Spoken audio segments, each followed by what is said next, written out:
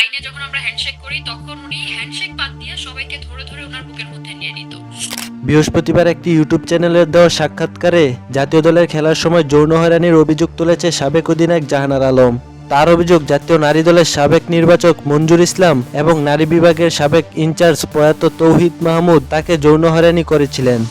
এছাড়াও তার কেরিয়ার ধ্বংস করে দেওয়ার পেছনে জাতীয় দলের সাবেক এবং বর্তমান কয়েকজন কোচিং স্টাফ এবং খেলোয়াড়দের ভূমিকা ছিল বলে দাবি করেছেন জাহানারা। জাহানারার এসব অভিযোগের পর বিষয়টি তদন্তে একটি কমিটি গঠনের সিদ্ধান্ত নিয়েছে Bangladesh cricket board BCB. Committee আগামী 15 কার্যদিবসের মধ্যে প্রতিবেদন ও সুপারিশ জমা দেবে। বিসিবি আরও জানায়, সব খেলোয়াড় ও কর্মীদের জন্য একটি নিরাপদ, সম্মানজনক ও পেশাদার পরিবেশ নিশ্চিত করতে আমরা প্রতিশ্রুতিবদ্ধ। বোর্ড বিষয়টিকে সর্বোচ্চ গুরুত্বের সঙ্গে বিবেচনা করছে এবং তদন্তে প্রাপ্ত তথ্য অনুযায়ী প্রয়োজনীয় ব্যবস্থা নেবে।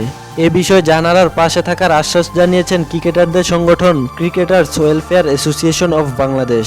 এছাড়া নারী ক্রিকেটের জাতীয় পর্যায় থেকে শুরু করে সব পর্যায়ে এ ধরনের ঘটনা আরও গভীরভাবে খতিয়ে দেখারও দাবি করেছেন কোয়াব। এর আগে একটি জাতীয় দৈনিকে দেওয়া সাক্ষাৎকারে নারী দলের অধিনায়ক নিগার সুলতানার বিরুদ্ধে বেশ কিছু অভিযোগ তুলেছিলেন জাহানারা। তখন বিসিবি সেই অভিযোগগুলো ভিত্তিহীন বলে সংবাদ বিজ্ঞপ্তি দিয়েছিল। 2011 সালে জাতীয় দলের হয়ে অভিষেক হয় জাহানারার। গত বছর ডিসেম্বর মাসে আয়ারল্যান্ডের বিপক্ষে সিরিজের সর্বশেষ বাংলাদেশের হয়ে খেলেছিলেন তিনি। বর্তমানে তিনি অস্ট্রেলিয়ায় অবস্থান করছেন।